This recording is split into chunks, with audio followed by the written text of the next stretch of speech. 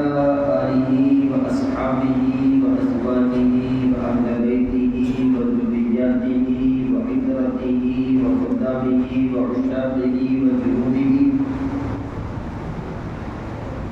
وعلى علماء شريعته وأولياء طريقته وشهداء محبته وأنبياء أمته سبحان الله وعلينا معهم يا أكرم الأكرمين ويا غياث المستغيثين يا أرحم الراحمين أما بعد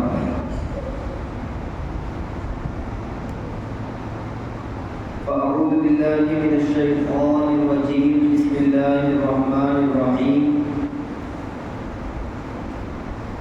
وللآخرة خير لك من الأولى سبحان الله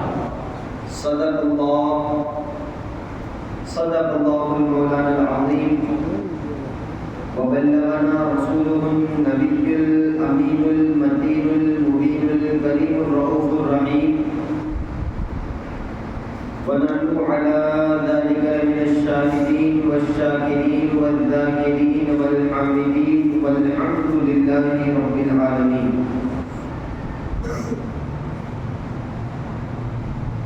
يا صاحب الجمال ويا سيد البشر من وجهك المنير لقد نور القمر لا يمكن الثناء كما كان حقه بعد الخدا بزرگ تجھے قصہ مختصر. ہر ابتدا سے پہلے ہر انتہا کے بعد ہر ابتدا سے پہلے ہر انتہا کے بعد ذات نبی بلند ہے ذات خدا کے بعد. سبحان اللہ. ہر ابتدا سے پہلے ہر انتہا کے بعد ذات نبی بلند ہے ذات خدا کے بعد. اور دنیا میں احترام کے قابل ہیں جتنے لوگ میں سب کو مانتا ہوں مگر مصطفیٰ کے بعد. مختصر سی میری کہانی ہے جو بھی ہے ان کی مہربانی ہے. مختصر سی میری کہانی ہے جو بھی ہے ان کی مہربانی ہے. اور جتنی سانسوں نے ان کا نام لیا بس وہی میری زندگانی ہے. جتنی سانسوں نے ان کا نام لیا بس وہی میری زندگانی ہے. آئیے سب سے پہلے ہم برا مل کر گنبد خضرا میں آرام فرمانے والے آقا برہان واجب الوجود صاحب مقام محمود منشاء رب ودود یعنی حامد و احمد و محمد و محمود صلی اللہ علیہ وسلم کی بارگاہ بے پناہ میں جس طرح سے میں پڑھا ہوں میرے ساتھ مل کر کے پڑھیں. الصلاۃ والسلام علیک یا رسول اللہ. الصلاۃ والسلام علیک یا حبیب اللہ.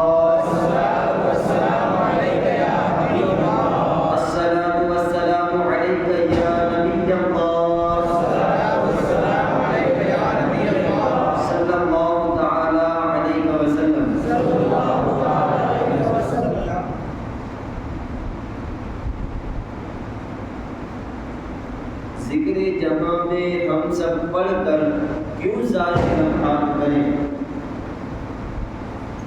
ذکر جہاں میں ہم سب پڑھ کر کیوں ضائع لمحات کریں. آؤ پڑھیں وہ شمس کی صورت روئے نبی کی بات کریں. ذکر جہاں میں ہم سب پڑھ کر کیوں ضائع لمحات کریں.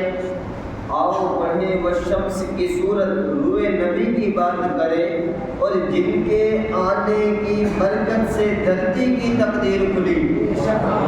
جن کے آنے کی برکت سے دھرتی کی تقدیر کھلی. آؤ ہم سب ان چرنوں پر جان و دل سوگات کریں.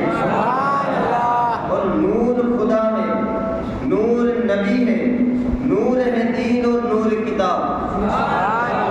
نور خدا ہے نور نبی ہے نور ہے دین اور نور کتاب.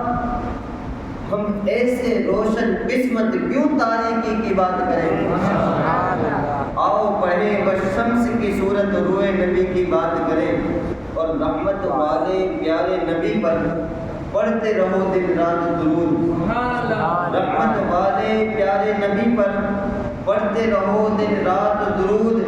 آؤ لوگوں اپنے اوپر رحمت کی برسات کریں، لوگوں اپنے اوپر رحمت کی برسات پڑھ کریں۔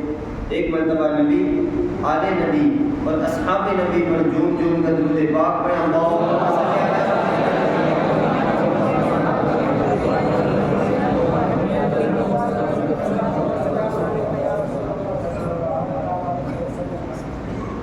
ایک تازہ تازہ شعر ذہن میں آیا ہے، سنا چند دنوں پہلے ہی کا، آج تک پڑھا نہیں ہے کہیں پر، یہ پہلی جگہ ہے جہاں میں پڑھ رہا ہوں۔ ہر چیز مشک بار ہے قرب و جوار کی۔ مشک بار کا مطلب ہوتا ہے مائکرے والی، قرب و جوار کا مطلب قریب والی۔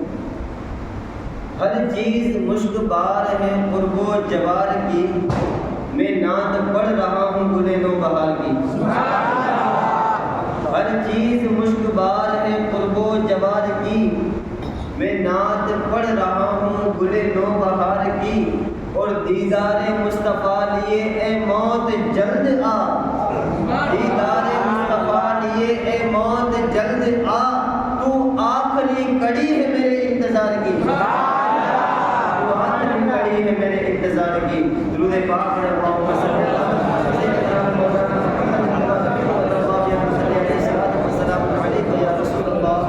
سیدنا مولانا صلی اللہ علیہ وسلم۔ الحمدللہ ثم الحمدللہ، آج ہماری یہ بزم علماء سے بھی بڑی ہوئی ہے اور سادات سے بھی بڑی ہوئی ہے۔ اور یہ صرف آپ یوں نہ سمجھیں کہ میں نے صرف 4 کرسیوں کا ذکر کیا ہے، بلکہ آگے کی بات بھی سن لیجیے۔ جس طرح آج کی ہماری یہ محفل علماء اور سادات سے بھری ہوئی ہے، اسی طرح عشاقان نبی سے بھی بھری ہوئی ہے۔ آج کی اس بزم میں، یہ بزم شروع کب ہوئی تھی مجھے یہ بتا، کب شروع ہوئی؟ کچھ لوگوں کے ذہن میں سوال یہ جواب ہوگا کہ جب سید صاحب نے قرآن پاک کی تلاوت کی تھی تب شروع ہوئی تھی۔ حالانکہ یہ بزم شروع ہی ہو گئی تھی نماز عشاء سے۔ آقا کی میلاد منانے کا سب سے بہتر طریقہ 5 وقت نماز پابندی سے پڑھنا، اس لیے کہ میلاد کی برکت سے سب سے اہم چیز یہی تو ملی، عبادتوں میں۔ تو یہ میلاد کب سے شروع ہوئی؟ نماز عشاء ہی سے۔ اب جو بندہ دن میں 5 مرتبہ نماز پڑھتا ہے، گویا وہ جھکتا رب کے آگے ہے، لیکن ہر 5 وقت کے اندر وہ محفل میلاد مصطفیٰ سے جاتا ہے۔ اب اگر کوئی بندہ سارا سال نماز پڑھتا ہو تو یوں کہہ لیجیے کہ وہ سارا سال محفل میلاد مصطفیٰ سے جاتا ہے۔ الحمدللہ اس محفل کی ابتدا حمد باری تبارک و تعالیٰ سے ہوئی۔ ہمارے جناب بھائی نے بہت اچھے انداز میں حمد باری تعالیٰ پڑھی، نعت رسول مقبول پڑھی۔ ہمارے یوسف بھائی نے بھی الحمدللہ آج دل خوش کر دیا۔ ہمارے حافظ صاحب نے تو چاندی لگا دی، 4 چاند لگا دی۔ اور ہمارے موہن بھائی کی تعریف اگر کروں گا تو محدود ہو جائے گی، تو میں محدود نہیں کرنا چاہتا۔ الحمدللہ دعا کرتا ہوں اللہ تبارک و تعالیٰ ان تمام نعت خوانوں کو ہمیشہ نعت پڑھنے کی توفیق عطا فرمائے، اور ان کی پڑھی ہوئی نعت ہم سب کے لیے ذریعہ نجات ہو۔ انہی کے وسیلے سے، انہی حضرت حسان بن ثابت کے غلاموں کا وسیلہ بناتے ہوئے اللہ تبارک و تعالیٰ کی بارگاہ میں دعا ہے، اللہ تبارک و تعالیٰ مجھے آج کی اس محفل میں حق بولنے کی توفیق اور رفیق عطا فرمائے، آپ کو حق سننے کی توفیق اور رفیق عطا فرمائے، ہم سب کو اس حق پر عمل کرنے کی توفیق اور رفیق عطا فرمائے۔ ایک مرتبہ درود پاک پڑھ لیجیے، اللہم صلی علی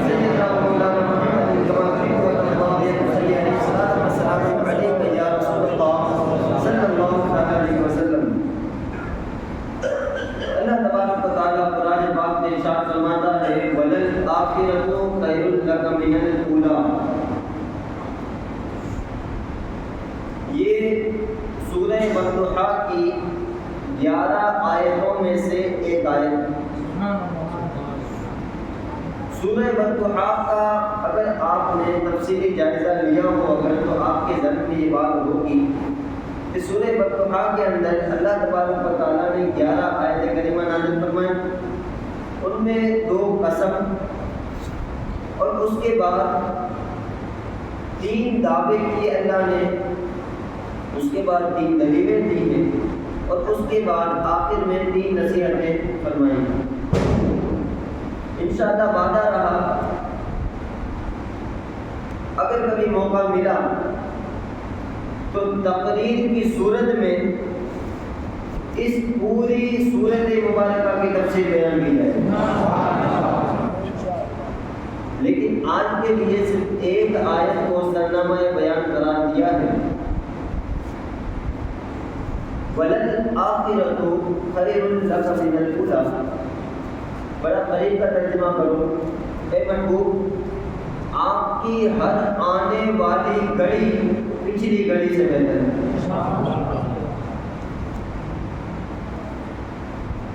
یہ ایک ترجمہ ہو. دوسرا ترجمہ اسی آیت کریمہ کا یہ ہے, اے محبوب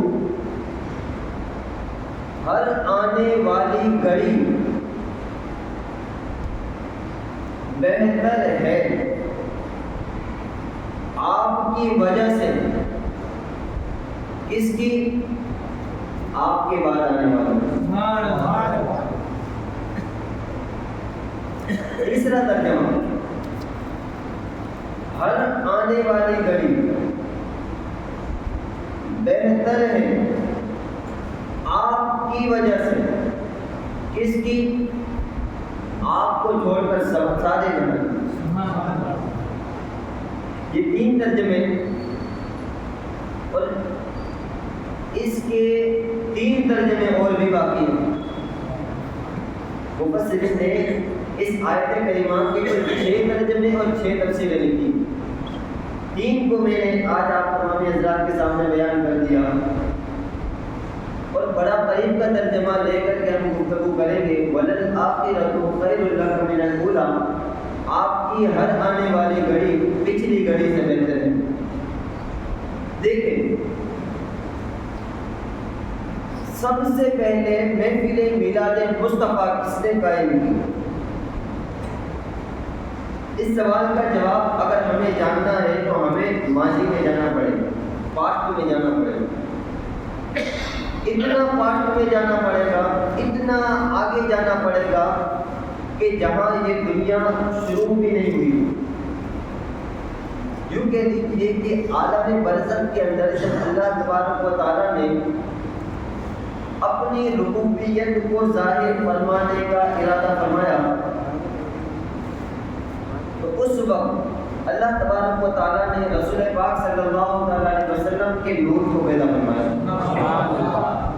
اس کے بعد تمام کے تمام لوگوں کو اسی نور سے پیدا فرمایا.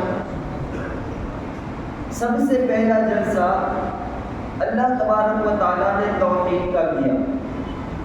اس توحید کے جلسے کے اندر مسلمان بھی شامل, عیسائی بھی شامل, یہودی بھی شامل, سکھ بھی شامل اور تمام کے تمام غیر مسلم بھی شامل. اور وہاں پر اللہ تبارک و تعالیٰ نے ایک عہد لیا سب کے سب لوگوں کی روحوں سے. وہاں صرف مسلمان نہیں تھے, عیسائی بھی تھے, یہودی بھی تھے, سکھ بھی تھے, کرسچن بھی تھے, غیر مسلم بھی تھے. سب سے ایک وعدہ لیا.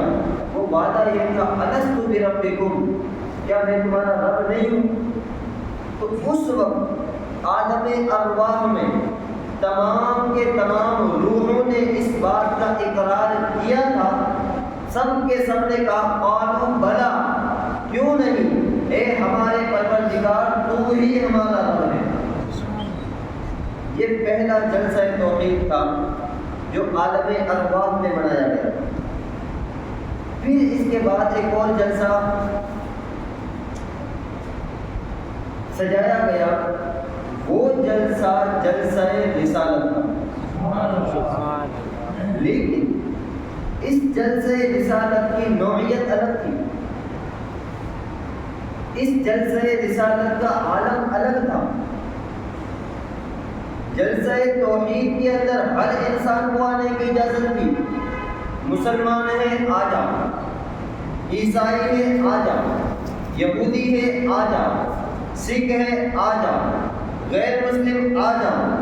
لیکن جب جلسہ رسالت قائم ہوا اس وقت اللہ نے نہیں فرمایا کہ سب کے سب آ جاؤ، نہیں، اللہ نے فرمایا صرف اور صرف وفادار آ جاؤ۔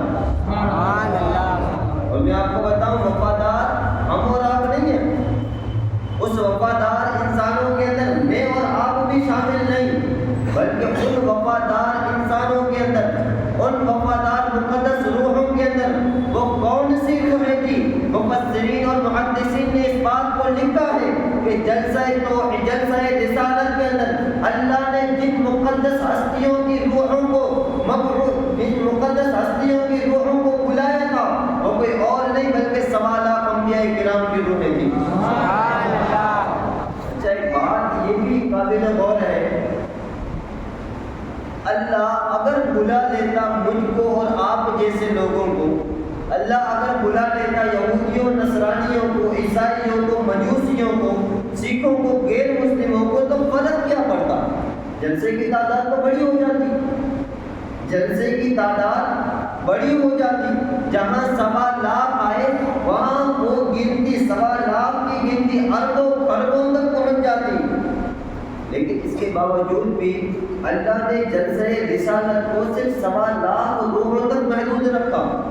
وجہ جانتے ہیں آپ؟ وجہ یہ تھی کہ اللہ تبارک و تعالیٰ عالم غیب ہے، اس کا علم غیب ذاتی ہے، کسی کا عطا کیا ہوا نہیں ہے۔ اس نے اپنے علم غیب سے یہ بات جان لی تھی کہ اگرچہ یہ لوگ آج میرے رب ہونے کا دعویٰ کرتے ہیں، آج مجھے رب مانتے ہیں، آج مجھے پروردگار مانتے ہیں، آج مجھے خالق عالم ارواح مانتے ہیں، آج مجھے خالق ارض و سما مانتے ہیں، لیکن یہی لوگ جب دنیا میں جائیں گے تو مل جائیں گے۔ ان میں سے کوئی مسلمان رہے گا، کوئی ہندو بن جائے گا، کوئی کرسچن بن جائے گا، کوئی یہودی بن جائے گا، کوئی مجوسی بن جائے گا، کوئی غیر مسلم بن جائے گا۔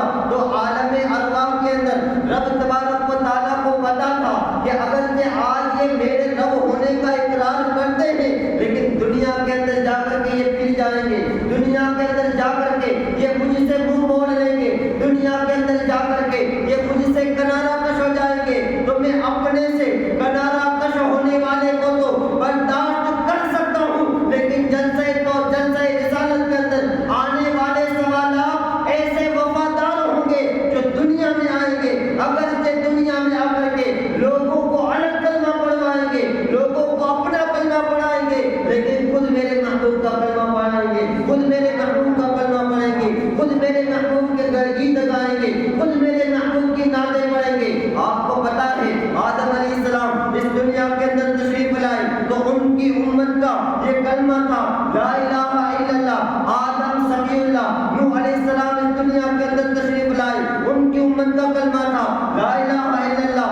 نوح نجی اللہ، حضرت عیسیٰ، حضرت ابراہیم علیہ السلام اس دنیا کے اندر تشریف لائے تو ان کی امت کا کلمہ تھا لا الہ الا اللہ۔ ابراہیم خلیل اللہ، لیکن آپ ذرا غور کریں کہ ان امتوں کا تو ہم نے کلمہ سماعت کیا، ان امتوں کا کلمہ کیا تھا، لیکن مجھے یہ تو بتائیں آدم کی امت نے تو آدم کا کلمہ پڑھا، لیکن آدم نے کس کا کلمہ پڑھا؟ نوح کی امت نے نوح کا کلمہ پڑھا، لیکن خود نوح نے کس کا کلمہ پڑھا؟ یوسف کی امت نے یوسف کا کلمہ پڑھا، لیکن خود حضرت یوسف نے کس کا کلمہ پڑھا؟ موسیٰ کی امت نے موسیٰ کا کلمہ پڑھا۔ تو مجھے یہ تو بتاؤ کہ موسیٰ نے کس کا کلمہ پڑھا؟ عیسیٰ کی امت نے عیسیٰ کا کلمہ پڑھا، لیکن خود جناب عیسیٰ نے کس کا کلمہ پڑھا؟ تو مجھے یہ کہنے کی اجازت دی جائے کہ تمام امتوں نے اپنے اپنے نبیوں کا کلمہ پڑھا، لیکن سب کے سب نبیوں نے ہمارے نبی کا کلمہ پڑھا۔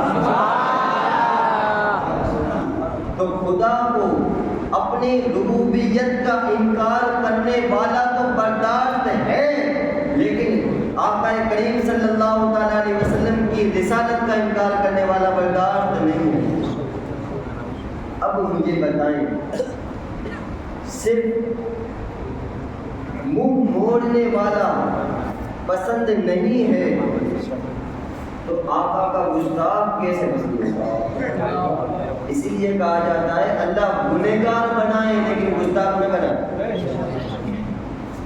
اس لیے کہ گناہ سے واپسی کا رستہ تو ہے، گستاخی سے واپسی کا رستہ نہیں، اس لیے گنہگار ہو گھبرانا مت، خطا کار ہو گھبرانا مت، سیاہ کار ہو گھبرانا مت، اس بات پر اللہ کا شکر کرنا اگرچہ ہم گنہگار، اگرچہ ہم خطا کار، اگرچہ ہم سیاہ کار، لیکن الحمدللہ رسول پاک کے وفادار ہیں، الحمدللہ رسول پاک کے وفادار ہیں۔ تو میرے دوستوں اور بزرگوں، کہنے کا مقصد یہ تھا، بات یہاں سے چلی تھی کہ جلسہ رسالت کے اندر آنے والے نفوس قدسیہ کی روح صرف 1.25 لاکھ تھی، کتنی تھی؟ 1.25 لاکھ تھی، لیکن آج محبوب کا ذکر کتنے لوگ کرتے ہیں؟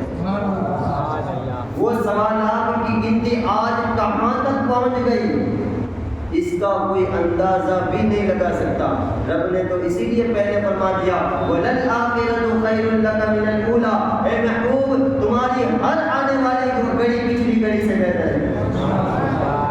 اگرچہ عالم ارواح میں صرف 1.25 لاکھ انبیاء نے رسول پاک کی نعتیں پڑھی تھی، لیکن آج اتنے عشاقان رسول نبی کی نعت پڑھتے ہیں جن کو ہم گر بھی نہیں سکتے۔ یہ آپ نے سنا وَلَلْآخِرَةُ خَيْرٌ لَكَ مِنَ الْأُولَىٰ، آپ کی ہر آنے والی گھڑی پچھلی گھڑی سے بہتر۔ دوسرا ترجمہ میں نے کیا تھا، آپ کی ہر آنے والی گھڑی بہتر ہے آپ کی وجہ سے، کس کی؟ دوسروں۔ آئیے اس کے بارے میں اس کی تفصیل جانتے ہیں۔ حضرات محترم، آپ تاریخ کا مطالعہ کریں، تاریخ کے اوراق کو پلٹ کر کے دیکھیں تو آپ کو پتہ چلے گا رسول پاک صلی اللہ علیہ وسلم کی اس دنیا میں جلوہ گر ہونے سے پہلے دنیا کی حالت نہایت خستہ و خراب ہو چکی تھی، ہر طرف کفر و شرک اور ظلم و ستم کی گٹائیں چھا چکی تھی، جوا بازی، شراب خوری، زنا کاری عام تھی، بدکاری، عیاری، مکاری، چوری، ڈکیتی لوگوں کا معمول بن چکا تھا، آپس میں الفت و محبت اور انس و پیار کی بو تک باقی نہ رہی تھی، انسان ایک کوہ آتش فشاں تھا جس سے ہر لمحہ بغض و عناد کی جنگ اور فساد کی آگ نکلتی رہتی تھی، ہر قبیلہ دوسرے قبیلے کے ساتھ لڑائی کرنے کے لیے تیار تھا، جذبات اتنے مشتعل اور بے قابو تھے کہ ذرا ذرا سی بات پر کشت و خون کا بازار گرم ہو جاتا تھا، ہر آنے والا انسان دوسرے انسان پر ظلم و زیادتی کرتا ہوا نظر آتا تھا، ہر غلام پر اس کا آقا ظلم و زیادتی کرتا تھا، ہر چھوٹے پر اس کا بڑا ظلم و زیادتی کرتا تھا۔ اس دور کے اندر اگر کسی جوان عورت کا شوہر مر جاتا تو اس عورت کو ایک کوٹھری میں بند کر دیا جاتا، اس کا کھانا پانی بند کر دیا جاتا اور پھر اس عورت کو ایسا تڑپا تڑپا کر کے مارا جاتا تھا جیسا کہ جانوروں کو مارا جاتا ہے۔ آپ تاریخ اٹھا کر کے دیکھیں، اس دور کے اندر اللہ کا مقدس گھر خانہ کعبہ تو ضرور موجود تھا، لیکن خانہ کعبہ کے اندر 360 بت نصب تھے، قربانیاں ضرور ہوتی تھی، لیکن قربانی کے خون کو کعبے کی دیوار پر لگانا عبادت تصور کیا جاتا تھا۔ قبیلے قبیلے کا بت جدا تھا، کسی کا لات تھا، کسی کا منات تھا، کسی کا عزا تھا، کسی کا ہبل تھا، نہ جانے کیسے کیسے بت تھے، کوئی سونے کا بت بناتا تھا، کوئی چاندی کا بت بناتا تھا، کوئی مٹی کا بت بناتا تھا، تو کوئی سونے چاندی کا بت بناتا تھا، کوئی آٹے کا بت بناتا تھا۔ اس دور کے اندر وہ دور ایسا وحشیت دور تھا، ارے میں تو یہ کہتا ہوں کہ جانور بھی اپنے بچے سے محبت کرتے ہیں، مگر وہ لوگ اپنی بچیوں کو زندہ درگور کرتے تھے، اپنی بچیوں کو اپنے ہاتھوں سے زندہ دفن کرتے تھے۔ اس دور کے اندر اللہ کا مقدس رسول، اللہ کا مقدس نبی خانہ کعبہ کے اندر جلوہ گر ہوتا ہے، جو لوگوں کو امن کا پیغام بھی دیتا ہے، جو لوگوں کو انسانیت کا طریقہ بھی بتاتا ہے، جو لوگوں کو اخلاق کی تعلیم بھی دیتا ہے، جو لوگوں کو انسانیت کا طریقہ بھی بتاتا ہے۔ سب چمک والے اجلوں میں چمکا کیے، اندھے شیشوں میں چمکا ہمارا نبی۔ حضرات محترم، آپ ہمارے نبی کی زندگی کو اٹھا کر کے دیکھیں، 571 سال کا عرصہ حضرت حضرت عیسیٰ علیہ السلام سے لے کر جناب حضرت عیسیٰ علیہ السلام سے لے کر کے رسول پاک صلی اللہ تعالیٰ علیہ وسلم تک کا ہے، اس 571 سال کے عرصے کے اندر یہ انسان گمراہ بھی ہو چکا تھا، شرابی بھی ہو چکا تھا، زانی بھی ہو چکا تھا، مشرک بھی ہو چکا تھا، کافر بھی ہو چکا تھا، بدعتی بھی ہو چکا تھا، اور نہ جانے کتنی خرابیوں نے انسان کے اندر جنم لے لیا تھا۔ ایسے ماحول میں، ایسے پرفتن دور میں آقا کریم صلی اللہ تعالیٰ علیہ وسلم کی مختصر سی زندگی کو دیکھے کہ صرف 63 سال کی مختصر سی زندگی ہمارے اور تمہارے آقا نبی کریم صلی اللہ تعالیٰ علیہ وسلم کی ہے۔ اس 63 سال کی مختصر سی زندگی میں اللہ کا وہ مقدس نبی، اللہ کا وہ مقدس رسول، اللہ کا وہ برگزیدہ بندہ 40 سال تک کے خاموش رہا، اور بچے 23 سال کے اندر اسلام کا ایسا انقلاب برپا کر دیا، ایسا انقلاب برپا کر دیا کہ لوگوں کے زاویے بدل گئے، لوگوں کے انداز تکلم بدل گئے، لوگوں کے اخلاق بدل گئے، لوگوں کے کردار بدل گئے، لوگوں کی رفتار بدل گئی، لوگوں کی گفتار بدل گئی، لوگوں کے آنے جانے کے طریقے بدل گئے، لوگوں کے سونے جاگنے کے رویے بدل گئے، لوگوں کے اٹھنے بیٹھنے کے طریقے بدل گئے، لوگوں کے سونے جاگنے کے رویے بدل گئے۔ ارے یوں کہنے دیجیے کہ لوگ اندر سے بھی بدل گئے، لوگ باہر سے بھی بدل گئے، لوگ ظاہر سے بھی بدل گئے، لوگ باطن سے بھی بدل گئے۔ ایک طرف نے آدمیت کا بول بالا کر دیا، خاک کے ذروں کو ہم دوش سریا کر دیا، اور خود نہ تھے جو راہ پر اوروں کے ہاتھی بن گئے، کیا نظر تھی جس نے مردوں کو مسیح کر دیا۔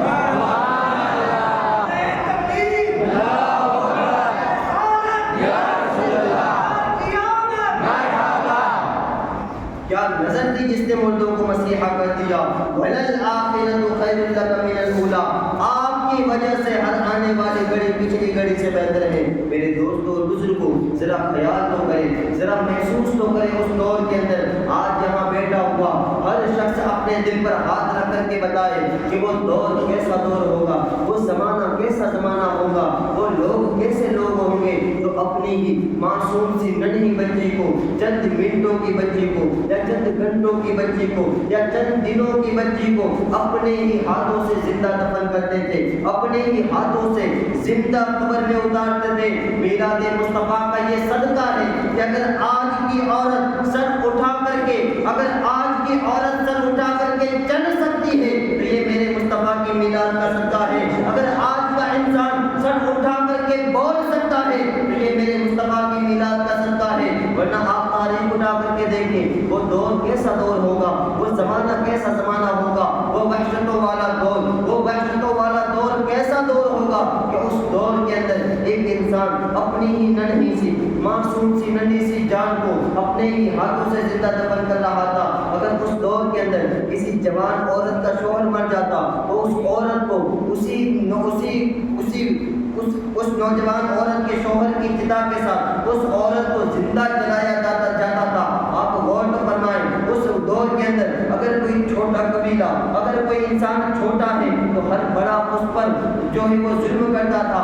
آپ ذرا خیال تو کریں، آج ایک مسلمان ہو تو اپنے ماں کی عزت کرتا ہے، آج اگر کوئی غیر مسلم بھی ہو تو بھی اپنے ماں کی کم سے کم عزت تو ضرور کرتا ہے۔ لیکن یہ اس دور کا انسان تھا، یہ میلاد مصطفیٰ سے پہلے کا مسلمان، یہ میلاد مصطفیٰ سے پہلے کا انسان تھا، یہ مصطفیٰ کی میلاد سے پہلے کا آدمی تھا، یہ مصطفیٰ کی میلاد سے پہلے کا حیوان تھا جو اپنے ہی ماں کے ساتھ زنا کرتا تھا، اپنی بہنوں کے ساتھ زنا کرتا تھا، اپنے ہی عورتوں کے ساتھ زنا کرتا تھا، اپنی ہی محرمات کے ساتھ زنا کرتا تھا۔ میرے دوستوں اور بزرگوں، ذرا بتاؤ تو صحیح کہ وہ ماں کہ جس کے ساتھ اسی کا بیٹا زنا کرتا ہوگا، اس ماں کی عزت کو کیسی ٹھیس لگتی ہوگی، اس ماں کا دل کیسا دکھتا ہوگا، اس ماں کا دامن عصمت کیسا تار تار ہوتا ہوگا کہ جس کے ساتھ اس کا اپنا بیٹا زنا کر رہا ہوتا ہے۔ مجھے بتاؤ تو صحیح اس بہن کا عالم کیا ہوگا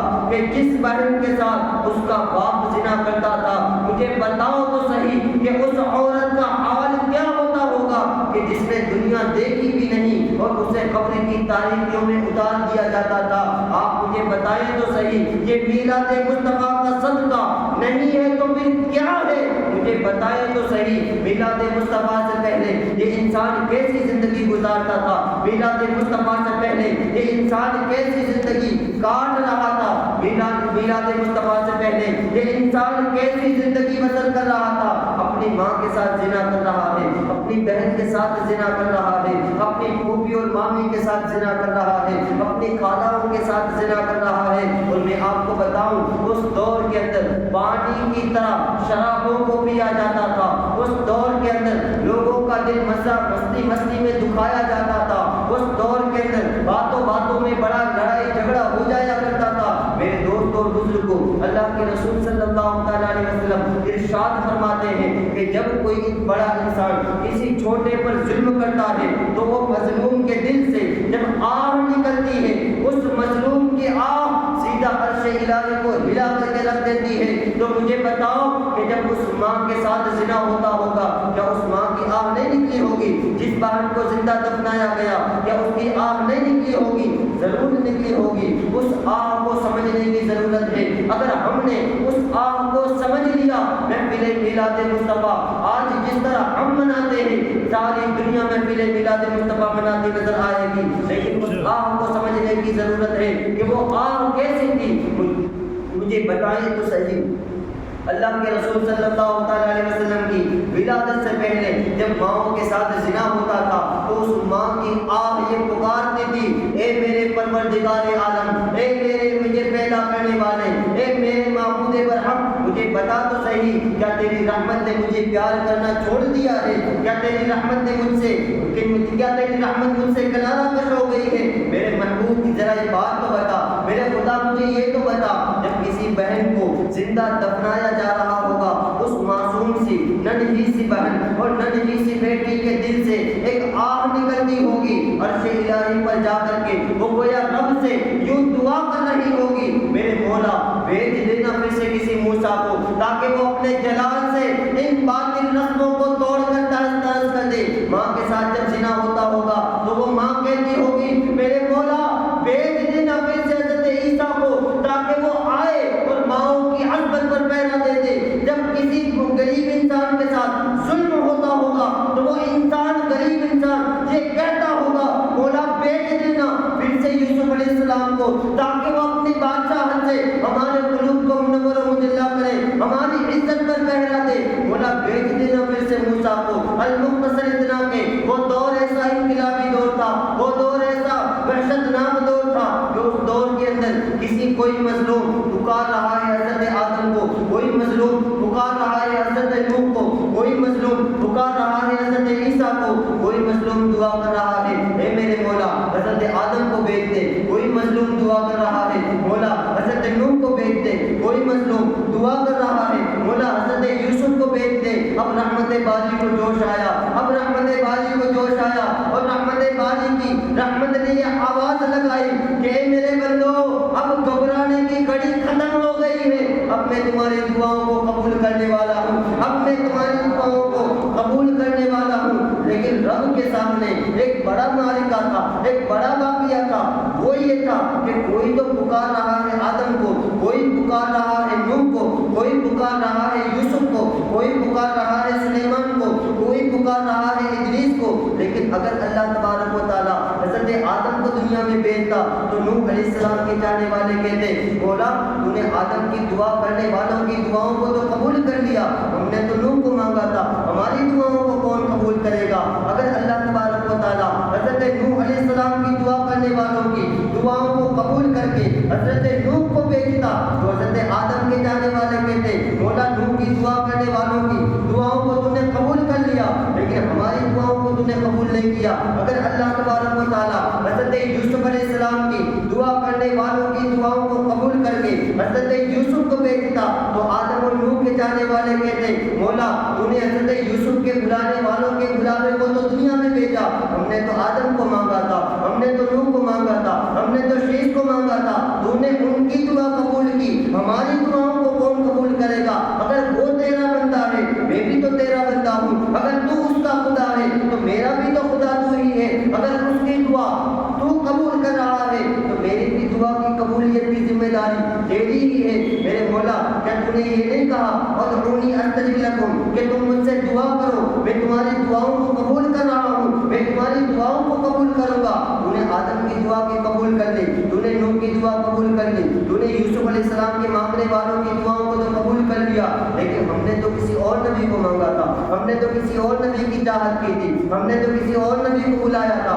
تو نے ان نبیوں کی دعا کرنے والوں کی دعاؤں کو قبول کر لیا, لیکن ہماری دعاؤں کو قبول نہ کیا. تو میرے دوست اور بزرگوں, رب کی رحمت جواب دیتی ہے, اے عیسیٰ کو پکارنے والے میں عیسیٰ کو بھی بھیجوں گا, اے نوح کو پکارنے والے میں نوح کو بھی بھیجوں گا, اے یوسف کو پکارنے والے میں یوسف کو بھی بھیجوں گا, اے ابراہیم کو پکارنے والے میں ابراہیم کو بھی بھیجوں گا, اے آدم کو چاہنے والے میں آدم کو بھی بھیجوں گا. اب تمام انسان عالم حیرت میں ہے کہ آدم بھی واپس آئیں گے, نوح بھی واپس آئیں گے, حضرت شیش بھی واپس آئیں گے, حضرت ابراہیم بھی واپس آئیں گے. لیکن رب کے گھر کا ایک قانون یہ ہے کہ جو بندہ جس شان سے ایک بار آ جاتا ہے وہ دوبارہ اس شان سے تشریف لا ہی نہیں سکتا.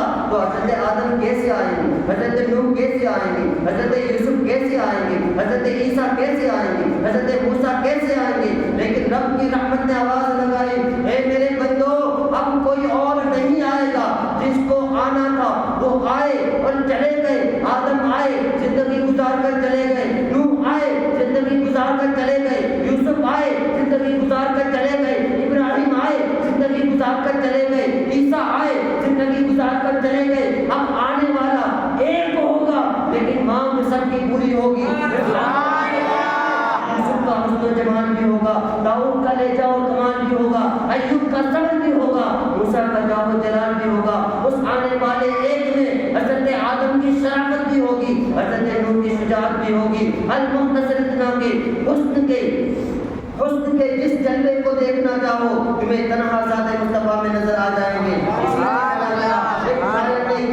کہا حسن یوسف کا ہوا ایک جہاں میں چرچا, ایک نظر جس پر پڑی اس پر ہوا ہے کشتاری. حضرت روح نے کیا ہے مردے کو زندہ, قوم کہا جس کو حیات اس میں ہوئی ساری. حضرت موسیٰ نے خدا سے ید بیضا پایا, نور کے چشمے ہوئے ہاتھ سے ان کے جاری. اور سامنے آئی جو تصویر محمد میرے, سامنے آئی جو تصویر محمد میرے, تمام خوبیاں اس میں نظر آئی مجھ کو ساری. اور ہوش ہو بیٹا ہے بشیر اس کا نظارہ کر کے, بے خودی میں ہوا زباں پر یہ شعر جاری. حسن یوسف دم عیسیٰ ید بیضا داری, آج خوبا ہما دارن تو تنہا داری. آج خوبا ہما دارن تو تنہا داری. تو اس وقت پوری دنیا کا جواب صرف محمد عربی بن کر کے آئے, سب کی دعاؤں کا مدعا محمد عربی بن کر کے آئے, یتیموں کا سہارا محمد عربی بن کر کے آئے, غریبوں کا ماوا محمد عربی بن کر کے آئے. تو مجھے بتاؤ جب وہ رسول ایسا ہے, وَلَلْآخِرَةُ خَيْرٌ لَكَ مِنَ الْأُولَىٰ, آپ کی وجہ سے ہر آنے والی گھڑی دوسرے لوگوں کی بہتر ہوتی چلی جائے. تو یہ آیت کی دوسری تفسیر میں نے آپ تمام حضرات کے سامنے بیان کی. تیسری تفسیر پر جانے سے پہلے یہاں پر رک کر کے میں چند واقعات, یا واقعات تو نہیں کہوں گا اس لیے کہ میں وہ خطیب نہیں جو واقعات سنا کر کے پوری تقریر کر دوں. وہ الگ بات ہے کہ کبھی کبھی موقع آ جائے تو کچھ باتیں سمجھانے کے لیے کچھ واقعات بتانے پڑتے ہیں. تیسری تفسیر پر جانے سے پہلے میں آپ کو یہ بتاتا ہوں کہ میلاد مصطفیٰ صلی اللہ تعالیٰ علیہ وسلم کی اہمیت کیا ہے. کچھ لوگ کہتے ہیں نا کہ یہ قرآن و حدیث سے ثابت نہیں. آپ کو پتہ ہے وہ کیا کہتے ہیں, کہا تم اپنے جلسوں میں محفل میلاد مناتے ہو, اپنے پوسٹروں میں محفل میلاد لکھتے ہو, اپنی جھنڈیوں میں محفل میلاد لکھتے ہو, یعنی میلاد کا لفظ بار بار لکھتے ہو. میں نے کہا الحمدللہ لکھتے ہیں ہم. تو پوچھنے والے نے مجھ سے پوچھا پورے قرآن کے اندر صرف ایک جگہ میلاد بتا کہ میلاد کا کہیں لفظ آیا ہے. جب پورے قرآن میں میلاد کا لفظ آیا ہی نہیں ہے تو میلاد منانا جائز ہی نہیں.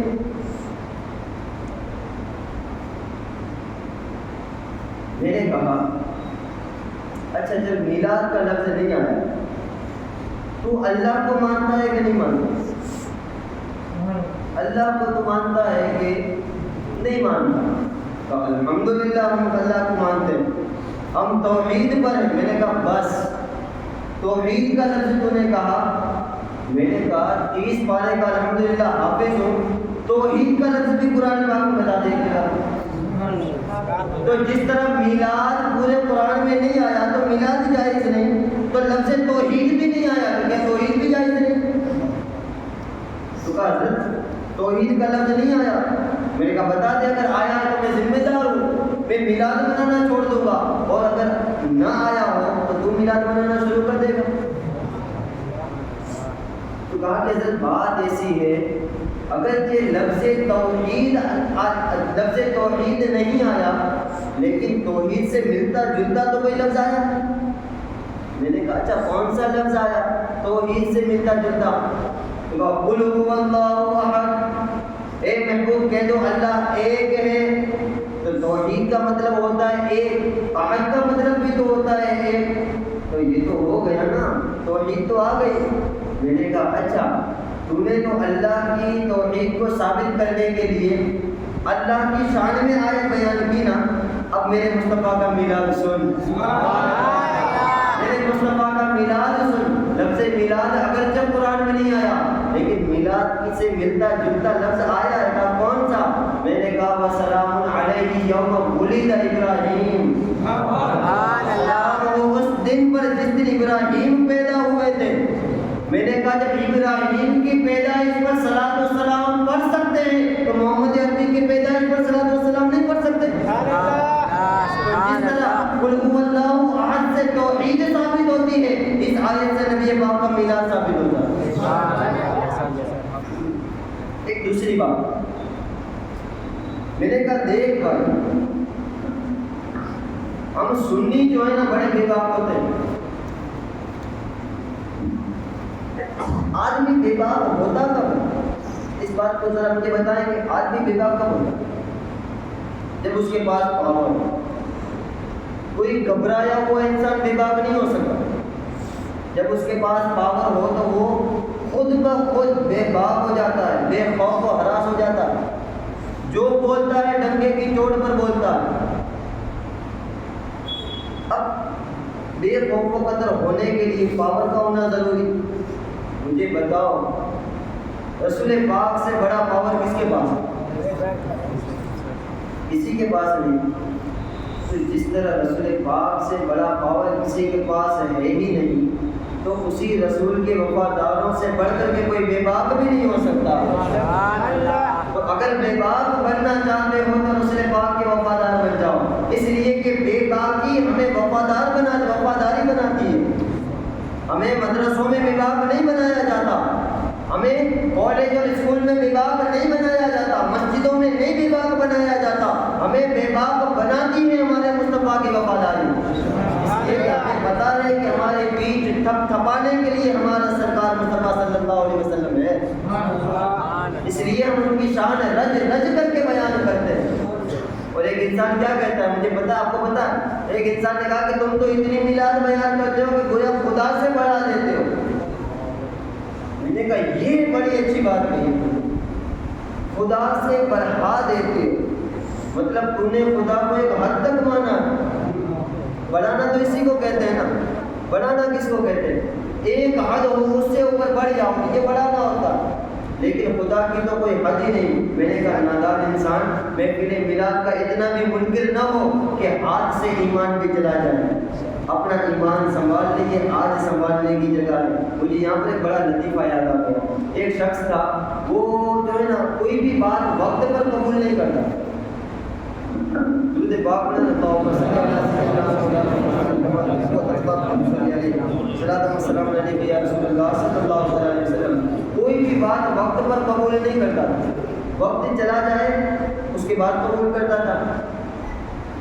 ایک شخص نے اس کی جب ملاقات ہوئی تو اس سے پوچھا کہاں جا رہا ہے؟ کہا میں فلاں جگہ پر گھوڑا لینے کے لیے جا رہا ہوں۔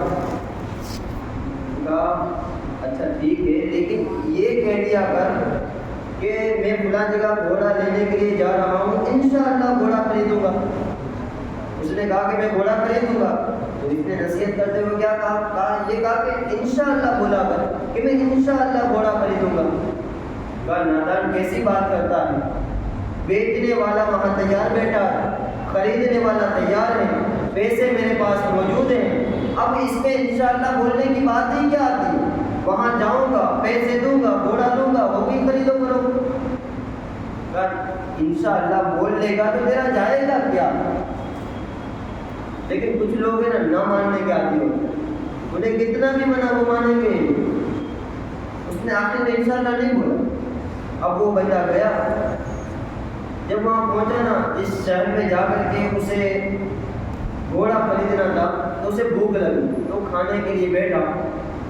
کھانا کھایا. کھانا کھانے کے بعد اپنے جیب سے والیٹ نکالا اور اسے ہوٹل والے کو پیسے دیے اور بقیہ پیسے والیٹ میں رکھ کر کے وہ والیٹ اپنے جیب میں رکھنے کے لیے گیا. اس کو پتا نہیں کہ اس کی جیب پھٹی ہوئی ہے، والیٹ اس کا گر گیا نیچے. والیٹ اس کا نیچے گر گیا. اب وہ بندہ گیا گھوڑے والے کے پاس، کہا کہ بتاؤ میرا گھوڑا کہاں ہے، جو جس گھوڑے کو میں نے بڑی کرو بھر کے ساتھ پسند کیا تھا، میرا وہ پسندیدہ گھوڑا مجھے دو. کہا پہلے رقم ادا کرو. کہا یہ لو رقم تمہاری. جیسے ہاتھ ڈالا یہ پاکٹ غائب، والیٹ غائب، آگے پیچھے اوپر نیچے سب جگہ دیکھا والیٹ اس کا غائب. کہا کہ دیکھو بات دست ایسی ہے کہ میرے پاس پیسے تو تھے لیکن میرا والیٹ کہیں گر گیا ہے. ایک کام کرو، میں تمہارا گھوڑا لے کر کے جاتا ہوں اور اپنے گھر پر پہنچ کر کے پیسے منی آرڈر کر دوں گا یا بعد میں بیچ دوں گا. تو بیچنے والے نے کہا نہیں، پہلے تم پیسے ادا کرو، گھوڑا بعد میں لے جاؤ. اب وہ بندہ نراش ہو گیا، غم زدہ ہو گیا. وہ بندہ غم کی شدت سے نڈال ہو گئے. واپس اپنے شہر میں آیا، روتا ہوا آیا، نیچے دیکھتا ہوا آیا. شرم اس کے مارے اوپر دیکھ بھی نہیں رہا تھا کہ بڑی شان و شوکت کے ساتھ کرو پر کے ساتھ گھوڑا خریدنے کے لیے گیا تھا اور آیا بغیر گھوڑا خریدے. اب اتفاق دیکھے وہی دوست اس کو واپس ملا. کہا گھوڑا کہاں گیا؟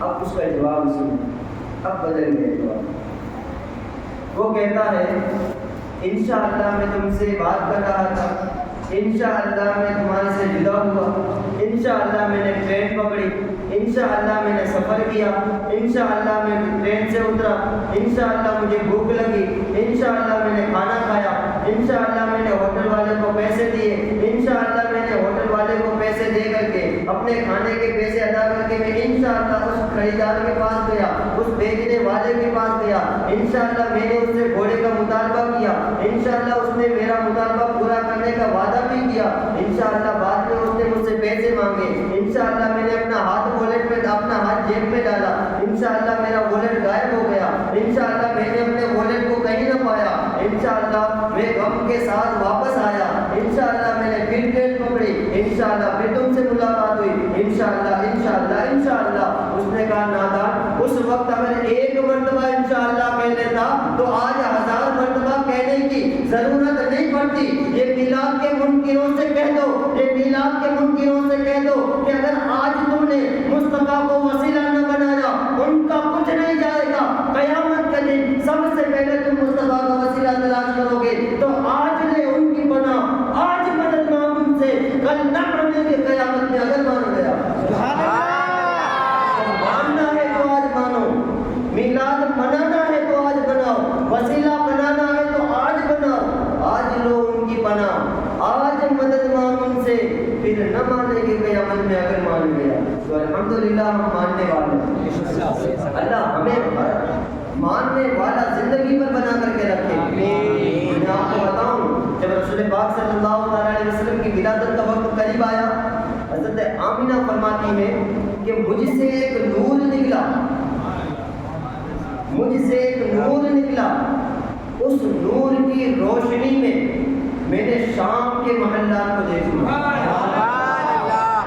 ایک سوال کروں، مکہ الگ جگہ، الگ ملک، شام ایک الگ ملک، ایک ملک میں رہ کر کے دوسرے ملک کو دیکھنا یہ کامیابی کی بات ہے۔ آج نور تو آپ کے پاس بھی ہے، نور تو میرے پاس بھی ہے، یہ آنکھوں کا نور آپ بھی دیکھتے ہیں، میں بھی دیکھتا ہوں۔ کہاں تک دیکھتے ہیں؟ یہاں سے اگر نظر دوڑائے نا تو مجھے فی الحال اس جھاڑی کے علاوہ کچھ نہیں دکھتا۔ اگر میں اس طرف نظر دوڑاؤں تو مجھے درگاہ کے اس پار نہیں دکھتا، یا اگر میں آسمانوں میں نظر دوڑاؤں تو ستاروں کے علاوہ کچھ نہیں دکھتا۔ لیکن سیدہ آمنہ فرماتی ہے مجھ سے ایک نور نکلا، میں نے شام کے محلات دیکھ لیے۔ تو کیا نور میں فرق ہوتا؟ کیا نور میں فرق ہوتا ہے؟ میں نے کہا بے شک ہوتا ہے۔ کہا کیا مطلب؟ کہا میں نے کہا ایک نور ہوتا ہے وہ جسے ہم اور آپ سورج کا نور کہتے ہیں، ایک نور ہوتا ہے وہ جسے ہم اور آپ مصطفیٰ کا نور کہتے ہیں۔ سورج کا نور وہ ہے جو صرف روشن کرتا ہے، دکھاتا نہیں ہے۔ سورج کا نور صرف روشنی دیتا ہے، دکھاتا نہیں ہے۔ مصطفیٰ کا نور صرف روشنی ہی نہیں دیتا بلکہ دکھاتا بھی ہے۔ حضرت آمینہ نے سورج کے نور میں نہیں بلکہ مصطفیٰ کے نور میں شام کے معاملات دیکھے۔ اب آپ لوگوں کے ذہن میں یہ سوال آیا ہوگا کہ یہ کیسے ممکن ہے کہ ایک نور کے سانچے کے اندر ایک ملک سے دوسرے ملک میں دیکھا جائے؟ تو سمجھانے کے لیے میں ایک وہ بات آپ کو یاد دلا دوں۔ حضرت غریب نواز یہ تو مصطفیٰ کے نور کے نور کے نور کے نور کے نور کے نور کے نور کے نور کے کئی حصوں بعد کا نور ہے۔ یہ نور چلتا چلتا چلتا چلتا سمرقند میں پہنچا۔ ایک مسجد تعمیر ہوئی، نئی مسجد تعمیر ہوئی تھی۔ تعمیر کرنے کے بعد لوگوں کے اندر اختلاف ہو گیا، لوگوں کے اندر یہ شور برپا ہو گیا کہ مسجد کا رخ اس طرف ہے اور خانہ کعبہ اس طرف۔ کچھ لوگوں نے کہا مسجد کا رخ اس طرف ہے، خانہ کعبہ کا رخ اس طرف ہے۔ کچھ لوگوں نے کہا مسجد کا رخ اس طرف ہے، خانہ کعبہ اس طرف۔ اتنا شدید اختلاف، تھوڑا سا بہت نہیں بلکہ شدید اختلاف ہو گیا کہ مسجد اس طرف خانہ کعبہ اس طرف، مسجد اس طرف خانہ کعبہ اس طرف۔ مصطفیٰ کا وہ نور اسی مسجد میں پہنچا۔ دیکھا لوگوں کے اندر جھگڑا چالو، لوگ جھگڑ رہے ہیں۔ کوئی کہہ رہا ہے کہ مسجد اس طرف ہے، خانہ کعبہ اس طرف، کوئی کہہ رہا ہے مسجد اس طرف، خانہ کعبہ اس طرف ہے۔ حضرت غریب نواز نے کہا سب کے سب خاموش ہو جاؤ اور میرے پیچھے لائن لگاؤ۔ اب وہاں اس مسجد کے اندر امیر بھی تھے، غریب بھی تھے، مفلس بھی تھے، اور غیر مختصر اتنا کہ ڈاکٹر بھی تھے، مریض بھی تھے، بڑا بھی تھا، چھوٹا بھی تھا، شریف بھی تھا، بدماش بھی تھا، لڑنے والا بھی تھا، صلح کلیہ بھی تھا۔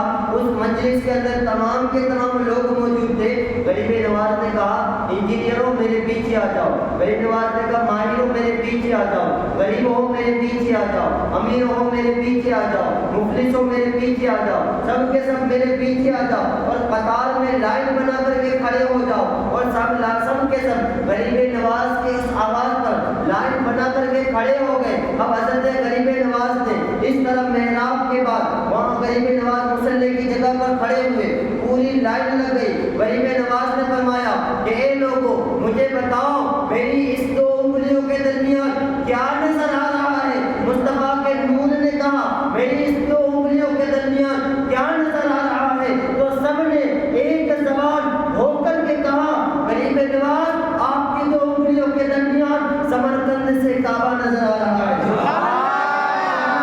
سے کعبہ نظر آ رہا ہے۔ تو مجھے بتاؤ کہ جب غریب نواز کے نور کا یہ عالم ہے تو مصطفیٰ جان نور کے رحمت کا عالم کیا ہوگا؟ مصطفیٰ جان رحمت کے نور کا عالم کیا ہوگا؟ میرے دوست اور دوسرے کو یہی تو ہم کہنا چاہتے ہیں کہ یہ نور کی جلوہ گری ہے۔ اس نور کے صدقے میں پتہ نہیں کس کس نے اپنے گھروں میں رہ کر کے خانہ کعبہ کی زیارت کی، کس کس نے اپنے گھروں میں رہ کر کے ملک کے شام کے محلات کو دیکھے تھے۔ اور میں آپ کو بتاؤں ایک ہوتا ہے روشن کرنا، ایک ہوتا ہے دکھانا، اور ایک ہوتا ہے پہچان کروا دینا۔ مثال کے طور پر میں نے کوئی بھی فوٹو کسی جگہ کا لیا، آپ کو دکھایا، تو یہ دکھانا۔ ایک اس سے بڑی بات یہ ہوتی ہے کہ اس کی پہچان بھی کراؤں کہ یہ فوٹو ہے تو کس جگہ کا ہے۔ حضرت آمینہ نے جو محلات دیکھے، حضرت آمینہ کو کیسے پتا کہ وہ شام ہی کے محل ہیں؟ وہ یہاں کے بھی تو ہو سکتے تھے، وہ نجد کے بھی تو ہو سکتے تھے، وہ پیرس کے بھی تو ہو سکتے تھے، امریکہ کے بھی تو ہو سکتے تھے، برطانیہ کے بھی تو ہو سکتے تھے، یونان کے بھی تو ہو سکتے تھے، روس کے بھی تو ہو سکتے تھے، لیکن حضرت آمینہ فرماتی ہیں کہ نہ، میں نے شام کے محلات کو دیکھا، شام کے محلات کو دیکھا، پتا چلا مصطفیٰ کا نور صرف دکھاتا ہی نہیں بلکہ پہچان بھی کروا دیتا ہے۔ آئینے کے اندر رہ کر کے دیکھو کون اپنا ہے اور کون پرایا ہے، کون درود والا ہے اور کون توحید والا۔ تو میرے دوست اور بزرگوں، یہ مصطفیٰ کا نور۔ اچھا، ایک بات صرف میں نے ایک آیت بیان کی تھی نا میلاد کے موقع پر، آؤ دوسری بھی آیت میں آپ کو گنواتا چلا جاؤں، تھکے تو نہیں ہیں؟ اللہ تبارک و تعالیٰ قرآن پاک میں ارشاد فرماتا ہے قد جاءکم من اللہ نور و کتاب مبین، تحقیق کہ تمہارے پاس ایک نور آیا اور روشن کتاب۔ اس آیت کریمہ کے ترجمے میں لفظ آیا، اس پر غور کیجیے۔ دوسری آیت اللہ تبارک و تعالیٰ ارشاد فرماتا ہے یا ایھا الناس قد جاءکم برہان، اے لوگوں تحقیق کہ تمہارے پاس تمہارے رب کی جانب سے ایک واضح دلیل آئی۔ تیسری جگہ پر اللہ تبارک و تعالیٰ ارشاد فرماتا ہے لقد من اللہ علی المؤمنین اذ بعث فیہم رسولا، کہ اللہ کا احسان ہوا مومنوں پر کہ ان میں ایک رسول بھیجا۔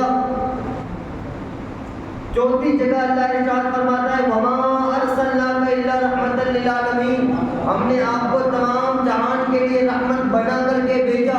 کہیں ارشاد ہوتا ہے هو الذی ارسل رسولہ، کہ ہم نے اپنا رسول بھیجا۔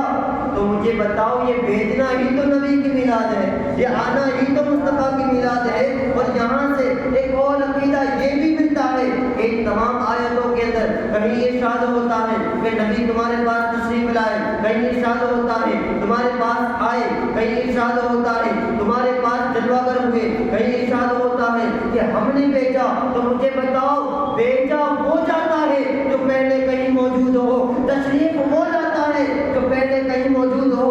تو ماننا پڑے گا کہ ہمارے اور تمہارے آقا اس دنیا میں تشریف لانے سے پہلے بھی کہیں موجود تھے۔ اور یہی عقیدہ اہل سنت والجماعت کا متفقہ عقیدہ ہے۔ فرشتہ کانا آدم تھے، نہ ظاہر کا خدا پہلے، بنی ساری خدائی سے محمد مصطفیٰ پہلے، بنی ساری خدائی سے محمد مصطفیٰ پہلے۔ وَلَلْآخِرَةُ خَيْرٌ لَكَ مِنَ الْأُولَىٰ، آپ کی وجہ سے ہر آنے والی گھڑی تمام لوگوں کی پچھلی گھڑی سے بہتر ہے۔ تو ایک آخری بات میری رہ گئی، ایک بات یاد رکھیں، رسول پاک صلی اللہ تعالیٰ علیہ وسلم جیسی رحمت ہمارے لیے ہے، ایسی بڑی رحمت کوئی ہو ہی نہیں سکتی۔ جیسی رحمت اللہ کے رسول صلی اللہ تعالیٰ علیہ وسلم بن کر کے آئے، ایسی کوئی رحمت ہو ہی نہیں سکتی۔ ایک قاعدہ ہے کہ جب کسی نبی کی روح قبض کرنی ہو تو فرشتہ پہلے آ کر کے نبی کی اجازت لیتا، نبی کی روح نبی کی اجازت کے بغیر قبض نہیں ہوتی۔ اب جو لوگ کہتے ہیں نبی ہماری طرح بشر ہے، ان سے کہو تم سے آ کر کے فرشتہ پوچھے گا، تو ان سے آ کر کے فرشتہ پوچھے گا؟ نہیں پوچھے گا نا جناب۔ کیوں کہتے ہو نبی ہماری طرح؟ قد جاءکم من اللہ، وہ تو اللہ کی جانب سے آئے ہیں۔ اب نبی کریم صلی اللہ تعالیٰ علیہ وسلم کی آخری گھڑی جب آئی، فرشتہ آیا آپ کی روح قبض کرنے کے لیے، عرض کیا یا رسول اللہ صلی اللہ تعالیٰ علیہ وسلم آپ کا آخری وقت آ چکا ہے، اگر اجازت ہو تو میں آپ کے حکم سے کروں۔ اب اللہ کے رسول صلی اللہ تعالیٰ علیہ وسلم کا چہرہ متغیر ہو گیا، بڑا متاثر ہو گیا، غم میں نڈال ہو گیا، غموں سے چہرہ اتر گیا، مرجھانے لگا۔ فرشتے نے پوچھا یا رسول اللہ صلی اللہ تعالیٰ علیہ وسلم، آپ کو کس چیز نے غم کے اندر مبتلا کر دیا؟ اللہ کے رسول صلی اللہ تعالیٰ علیہ وسلم ارشاد فرماتے ہیں کہ مجھے میری امت کا غم ستا رہا ہے، میں یہ چاہتا ہوں کہ میری امت کا معاملہ میرے ہاتھوں میں دے دیا جائے۔ اب اللہ تبارک و تعالیٰ نے ارشاد فرمایا اے میرے حبیب جا، میں نے تیرے صدقے میں تیری امت پر یہ احسان کیا ہے کہ اگر تیرا امتی مرنے سے 1 سال پہلے توبہ کر لے میں اس کے گناہوں کو معاف کر دوں گا۔ اللہ کے رسول صلی اللہ تعالیٰ علیہ وسلم کو خوشی نہیں ہوئی، آپ تو خوش ہو، اللہ کے رسول کو خوشی نہیں ہوئی۔ کہا مولا میری امت کو پتا کیسے چلے گا کہ میرا آخری سال ہے؟ پوائنٹ ٹو بی نوٹڈ، میری امت کو پتا کیسے چلے گا؟ تو کہا میرے محبوب جا، تیرے صدقے میں ہم نے یہ عظمت تیری امت کو عطا کر دی کہ وہ اپنے موت سے 1 مہینہ پہلے بھی توبہ کر دے، میں اس کے گناہوں کو معاف کر دوں گا۔ محبوب نے فرمایا پتا کیسے چلے گا کہ آخری مہینہ؟ مصطفیٰ کریم نے فرمایا عرض کیا میرے مولا پتا کیسے چلے گا؟ رب کی رحمت جوش میں آئی، کہا میرے محبوب تیری وجہ سے ہم نے تیری امت کو یہ عظمت عطا کر دی کہ اگر وہ نزا کے عالم میں آنے سے پہلے توبہ کر لے تو بھی ہم اس کے گناہوں کو معاف کر دیں گے۔ اللہ کے رسول صلی اللہ تعالیٰ علیہ وسلم عرض کرتے ہیں اے میرے پروردگار عالم، مجھے میری امت کو پتا کیسے چلے گا کہ کس گھڑی کے بعد میری نزا کا وقت شروع ہو جائے گا؟ پتا کیسے چلے گا کہ نزا کے آنے سے پہلے والی گھڑی کون سی ہے؟ رب فرماتا ہے میرے مولا، رب فرماتا ہے میرے محبوب اب تو وقت باقی ہی نہیں رہا، لیکن تو تمام جہان کے لیے رحمت ہے، تجھے میں نے تمام جہان کے لیے رحمت بنا کر کے بھیجا ہے۔ وَلَلْآخِرَةُ خَيْرٌ لَكَ مِنَ الْأُولَىٰ، تیری وجہ سے تیرے ہر آگے پیچھے تمام لوگوں کی گھڑیاں سدھر جائیں گی، تیری وجہ سے تیرے آنے والے تمام کے تمام امتیوں کی آخرت جو ہے وہ مسنت والی ہو جائے گی۔ اے محبوب جا، جو بندہ توبہ کر کے مرے گا، جو بندہ توبہ کر کے مرے گا میری رحمت اسے معاف کر دے گی، جو بندہ بغیر توبہ کے مرے گا اسے تیری شفاعت معاف کروائے گی۔ وہ ہر عالم کی رحمت ہے، کسی عالم میں رہ جاتے یہ ان کی مہربانی ہے کہ یہ عالم پسند آیا۔ اب مجھے بتاؤ، جو بندہ، جو نبی، جو رسول مجھ سے ایسی محبت کرتا ہوں میں اس سے کیسی محبت کروں، میں اس سے کیسی محبت کروں؟ میں نے اسی لیے تو کہا تھا کہ ہر چیز مشکبار ہے قرب و جمال کی، میں نعت پڑھ رہا ہوں گلے نو بہار کی، اور جو مجھ سے زیادہ محبت کرتا ہے میں اس کو اس کی وجہ سے کہہ رہا ہوں کہ دیدار مصطفیٰ لیے اے موت جلد آ، تو آخری گھڑی ہے میں نے انتظار کی۔ اللہ تعالیٰ کی بات میں دعا ہے جو کچھ بھی بیان ہوا اس پر ہم سب کو عمل کرنے کی توفیق اور عطا فرمائے۔ آمین۔ دعوانا الحمدللہ رب العالمین، صلاۃ و سلام